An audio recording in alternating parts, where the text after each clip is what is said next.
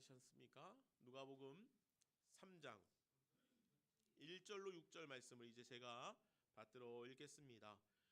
디베르 황제가 통치한 지 15해 곧 본디오 빌라도가 유대의 총독으로 헤롯이 갈릴리의 분봉왕으로 그 동생 빌립이 이두레와 드라고니 지방의 분봉왕으로 루사니아가 아빌레네의 분봉왕으로 안나스와 가야바가 대제사장으로 있을 때에 하나님의 말씀이 빈들에서 스가랴의 아들 요한에게 임한지라. 요한이 요단강 부근 각처에 와서 죄 사함을 받게 하는 회개의 세례를 전파하니 선지자 이사야의 책에 쓴 바 광야에서 외치는 자의 소리가 있어 이르되 너희는 주의 길을 준비하라 그의 오실 길을 곧게 하라. 모든 골짜기가 메워지고 모든 산과 작은 산이 낮아지고 굽은 것이 곧아지고 험한 길이 평탄하여질 것이요 모든 육체가 하나님의 구원하심을 보리라 함과 같으니라. 아멘. 하나님의 말씀입니다. 오늘 구원은 받는 것인가 보는 것인가 라는 말씀의 제목으로 이용주 목사님 나오셔서 말씀 전하실 때 큰 은혜의 시간 되기를 바랍니다.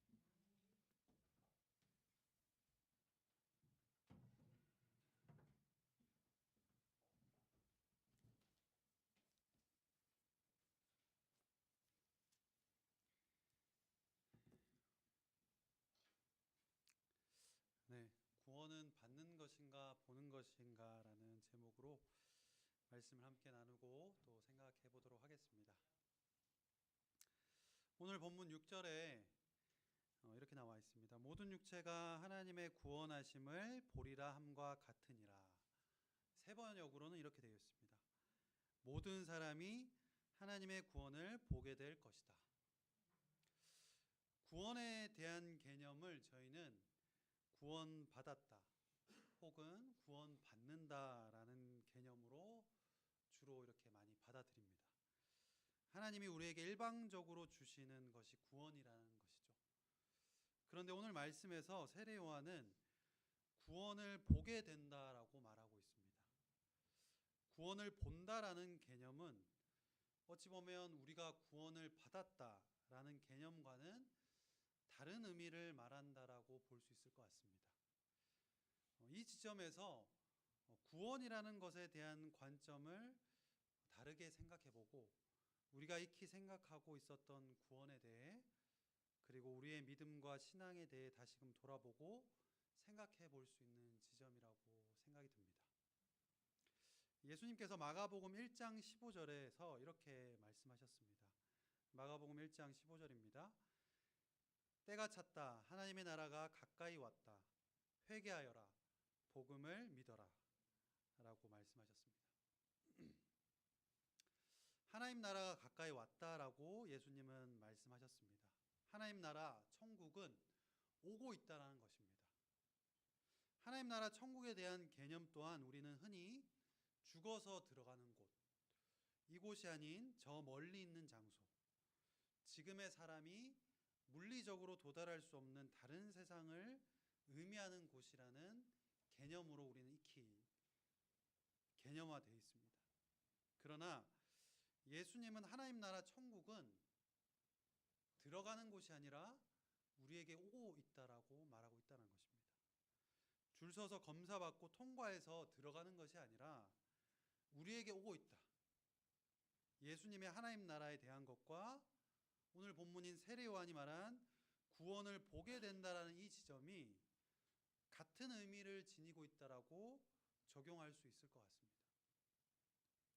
예수님과 세례 요한이 말한 구원을 보고 천국, 하나님 나라가 이곳에 오게 된다는 말은 유대인들에게 있어서 처음 듣는 말은 아닙니다. 오늘 본문으로 돌아와서 누가복음 3장 4절에서 5절 제가 세 번역으로 다시 한번 읽도록 하겠습니다. 누가복음 3장 4절과 5절입니다. 그것은 이사야의 예언서에서 적혀 있는 대로였다. 광야에서 외치는 이의 소리가 있다. 너희는 주님의 길을 예비하고 그의 길을 곧게 하여라. 모든 골짜기는 메우고 모든 산과 언덕은 평평하게 하고 굽은 것은 곧게 하고 험한 길은 평탄하게 해야 할 것이다. 구약에서 말하는 구원과 하늘나라, 하나님 나라는 바로 이곳을 의미한다는 것을 유대인들은 그들의 부모의 부모로부터 늘 듣고 자라온 민족들입니다. 출애굽의 구원, 그리고 젖과 꿀이 흐르는 땅을 찾아가는 여정 가운데 하나님은 늘 그들과 함께한다는 이야기를 늘 전해 들으면서 아버지, 부모님, 할아버지로부터 전해 들으면서 민족의 정체성을 유지해왔던 민족들이 바로 유대 민족입니다. 그러나 그 민족들이, 유대 민족들이 여러 나라들의 압제 속에서 자신들의 정체성이 흔들리게 되었다라고 볼 수 있을 것 같습니다. 아수르, 바벨론, 페르시아, 헬라 제국, 로마 제국으로 이어지는 그 계속되는 압제 속에서 민족의 정체성이 흔들려갔던 것이죠. 그리고 하나님에 대한 믿음마저 희미해졌 갔던 것입니다. 이러한 시대적 상황 가운데서 구원과 하나님 나라에 대한 개념이 오는 것에서 들어가는 곳으로, 보는 것에서 받는 것으로의 관점의 전환이 이루어졌다라고 볼 수 있다는 것입니다. 이러한 상황 가운데 세례 요한은 자신이 해야 할 일을 오늘 본문에서 말하고 있습니다. 본문 3절에서 5절입니다. 요한은 요단강 주변 온 지역을 찾아가서 죄사함을 받게 하는 회개의 세례를 선포하였다. 그것은 이사야 예언서에 적혀 있는 대로였다. 광야에서 외치는 이의 소리가 있다. 너희는 주님의 길을 예비하고 그 길을 곧게 하여라. 모든 골짜기는 메우고 모든 산과 언덕은 평평하게 하고 굽은 것은 곧게 하고 험한 길은 평탄하게 해야 할 것이니. 주님이 오신다는 것입니다. 골짜기는 메우고 산과 언덕은 평평하게 하고 굽은 것은 곧게, 험한 길은 평탄하게 하라는 것입니다. 이것이 우리에게로 오시는 주님과 보게 되는 하나님 나라라고 세례 요한은 지금 선포하고 있다는 겁니다. 정체성의 위기 가운데 다시금 그들에게 우리가 어떤 민족인지를 일깨우고 있는 것입니다. 오늘 본문 3장 7절에서 9절입니다. 제가 세 번역으로 읽겠습니다. 요한은 자기에게 세례를 받으러 나오는 무리에게 말하였다. 독사의 자식들아, 누가 너희에게 닥쳐올 진노를 피하라고 일러주더냐. 회개에 알맞은 열매를 맺어라. 너희는 속으로 아브라함은 우리 조상이다 하고 말하지 말아라. 내가 너희에게 말한다. 하나님께서는 이 돌들로도 아브라함의 자손을 만드실 수 있다. 도끼를 이미 나무 뿌리에 갖다 놓으셨다. 그러므로 좋은 열매를 맺지 않는 나무는 다 찍어서 불 속에 던지신다. 세례를 받으러 오는 많은 사람들, 그들은 세례를 받고 하나님이 주시는 선물을, 구원을 선물로 받을 것이라고 믿고 생각했던 것입니다. 그러나 그 세례, 구원을 받으러 오는 무리들에게 요한은 강하게 비판했던 것입니다. 독사의 자식들아, 누가 너희에게 닥쳐올 진노를 피하라고 일러주더냐. 많은 무리들이 믿었던 하나님 나라, 천국은 그저 받는 것이라고 믿고 살아가는 무리. 그러나 구원과 하나님 나라는 그러한 것이 아니라고 세례 요한은 강하게 말하고 있는 것입니다. 회개에 알맞은 열매를 맺어라. 구원이라는 개념은 아무런 생각과 행동에 대한 성찰과 비판과 행위 없이 세례받으면 구원받는 수동적인 믿음에 대한 강한 비판입니다. 이러한 세례 요한의 강한 비판의 메시지는 오늘날 교회에게도 주는 강력한 메시지가 됩니다. 우리는 이 자리에 무엇을 위해 오는 것입니까? 무엇을 받기 위해 오는 것인가요? 아니면 습관적으로 오는 것입니까? 하나님이 우리에게 일방적으로 주시고 우리는 그저 받는 신앙의 개념들, 이러한 수동적인 자세와 태도는 우리의 신앙생활을 소극적으로 만들어버렸습니다. 개인과 사회, 전 세계적인 신앙관이 아닌 개인의 희노애락의 삶 속에 드러나는 신앙 고백이 교회 안에 넘쳐날 뿐이라는 것입니다.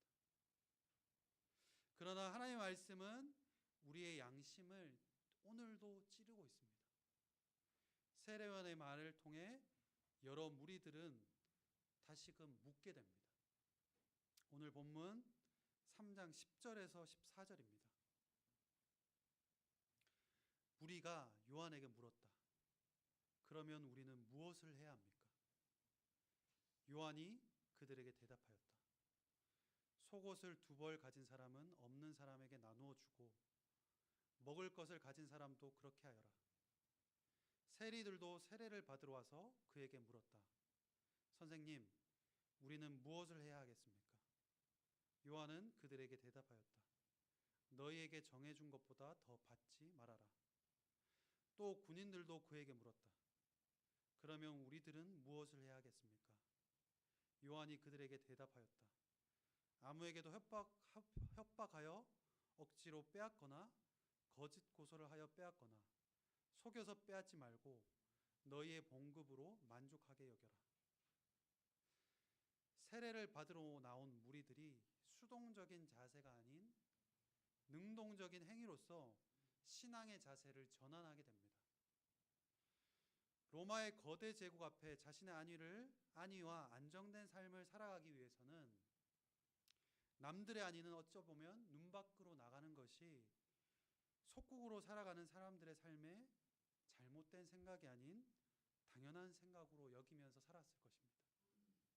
그러나 하나님의 말씀은 옆에 있는 사람들을 보라는 것입니다.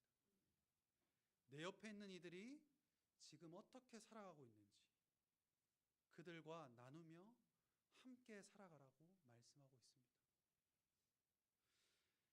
로마 제국과 같은 거대한 힘이 오늘날에도 여전히 존재합니다. 오늘날 우리의 삶을 속박하고 다양한 모습들로 우리를 부자유하게 만들어 우리의 정체성을 잃어버리게 만듭니다.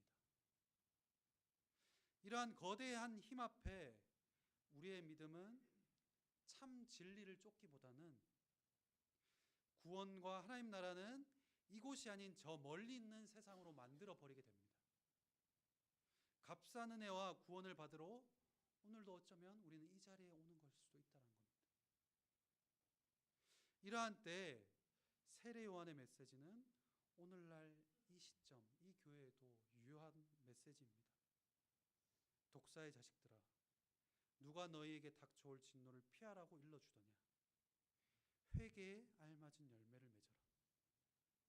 너희는 속으로 아브라함은 우리의 조상이다 하고 말하지 말아라. 내가 너희에게 말한다. 하나님께서는 이 돌들로도 아브라함의 자손을 만들 수 있다. 오늘도 우리의 양심을 찌르고 있는 하나님의 말씀이 우리 안에 들려오길 소망합니다. 그리고 당시 로마 제국의 공직자들이었던 두 그룹이 나오게 됩니다. 세리와 군인들입니다. 그들 또한 세례 요한에게 우리는 무엇을 해야 하는지 묻고 있습니다. 그러한 세리와 군인들에게 세례 요한은 이렇게 답합니다. 세리들에게 너희에게 정해준 것보다는 더 받지 말아라.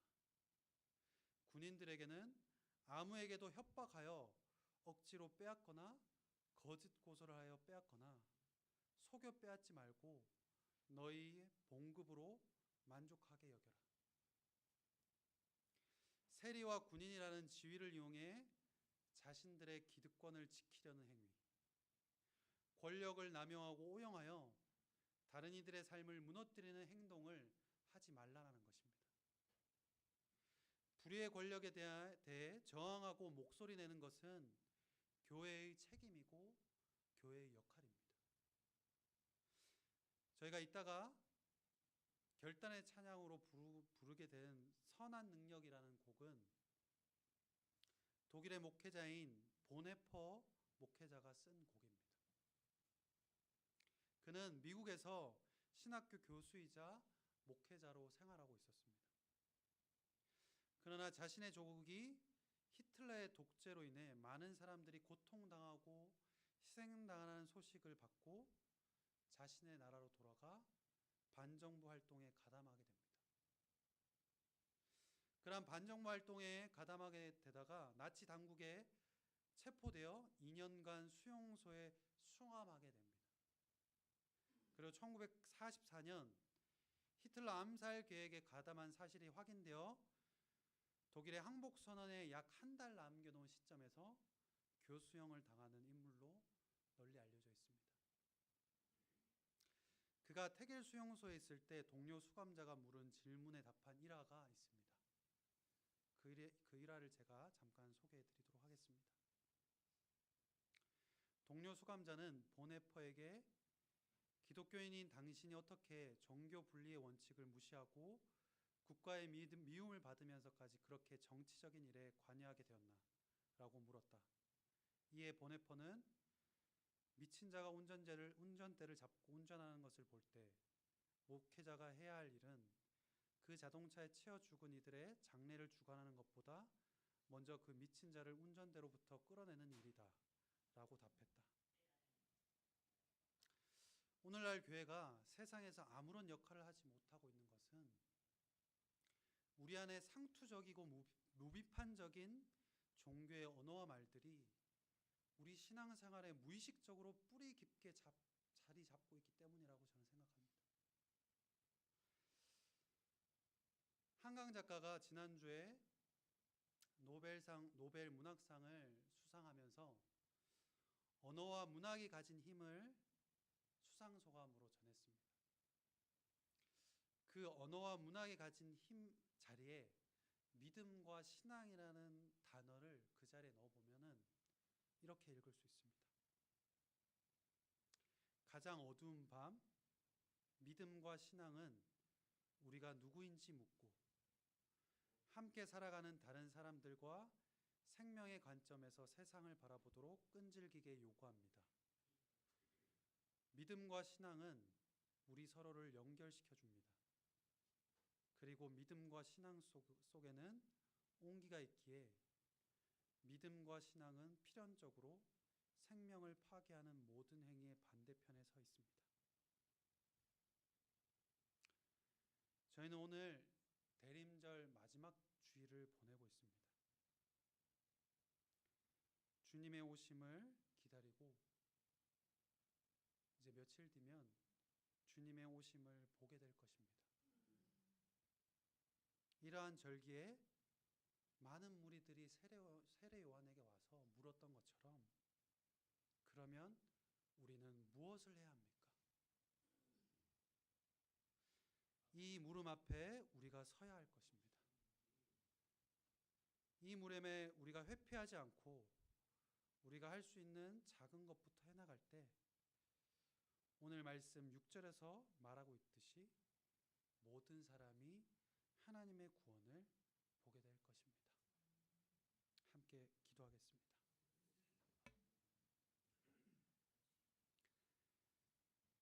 자비하신 하나님, 어느 때나 우리와 늘 함께 하시는 임마누엘의 하나님을 찬양합니다. 어두운 밤, 빛으로 이 땅에 오신 주님, 천하보다 귀한 한 생명, 한 사람을 귀하게 여기시고 함께 해주신 주님, 밤이 깊어가는 이 시대 가운데 교회의 언어와 행위가 어디를 향하고 있는지 돌아보게 하옵소서. 우리의 말과 행동이 그리스도를 드러내는 것이고 모든 사람에게 하나님의 구원을 보게 한다는 사실을 잊지 않게 하옵소서. 예수님 이름으로 기도드립니다. 아멘. 결단의 찬양, 선한 능력으로 함께 찬양하도록 하겠습니다.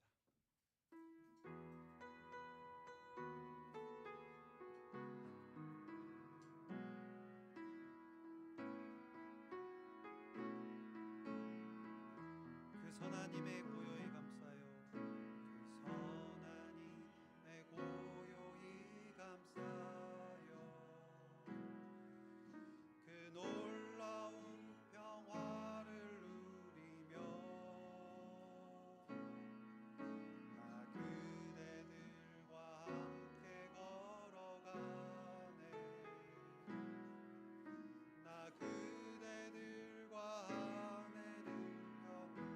지나간 허물 어둠의 날들이 지나간 허물 어둠의 날들이 무겁게 내 영혼 짓눌러도 주여 우릴 외면치 마시고 약속의 구원을 이루소. 그 선하님이 우릴 감싸시니 그 선하님이 우릴 감싸시니 믿음으로 일어나릴 기대하네. 주 언제나 우리와 함께 계셔. 하루 또 하루가 있어. 주께서 밝히신 작은 촛불이 주께서 밝히신 작은 촛불 어둠을 헤치고 타오르는 그 빛에 우리 모두 하나 되어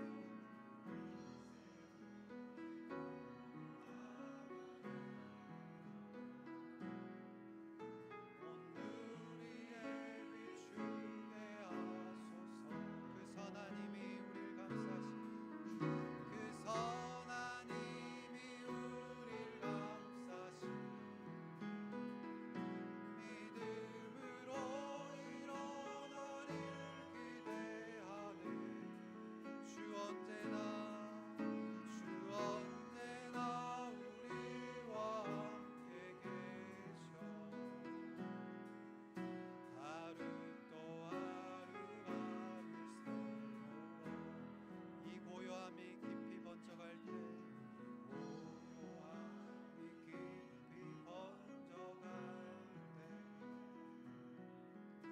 저 가슴 벅찬 노래 들리네. 다시 하나가 되게 이끄소서. 당신의 빛이 빛나는 이날 그 선하님이 우릴 감싸시니 믿음으로 일어나릴 기대하네. 주 언제나 우리와 함께 계셔. 하루 또 하루가 있어.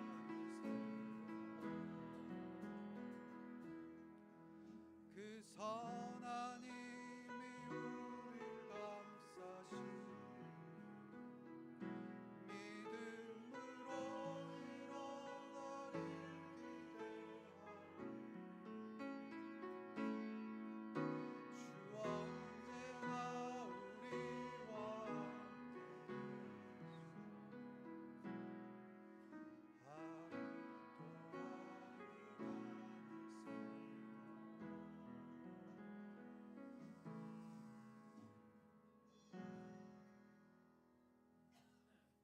우리 이 시간 함께 일어나서 우리 봉헌 찬양하면서 우리의 예물 봉헌하도록 하겠습니다.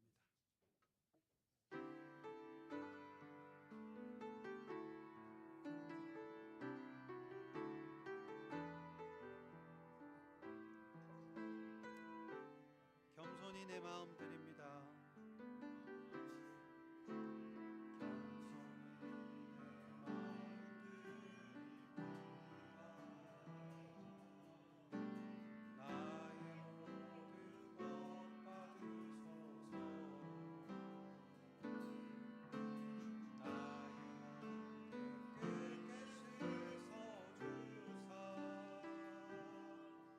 주의 길로 행하게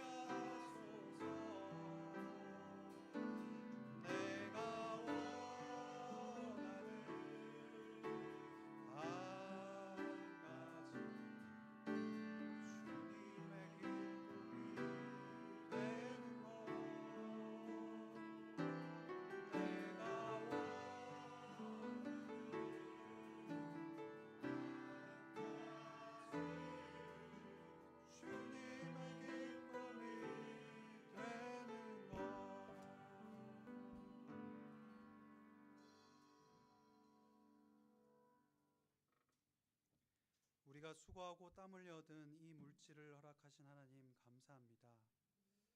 이 물질 또한 하나님이 주신 것이라는 믿음의 고백으로 드리는 우리의 헌금을 받아주시고 드리는 손길마다 하나님의 위로와 은혜를 더하여 주시옵소서.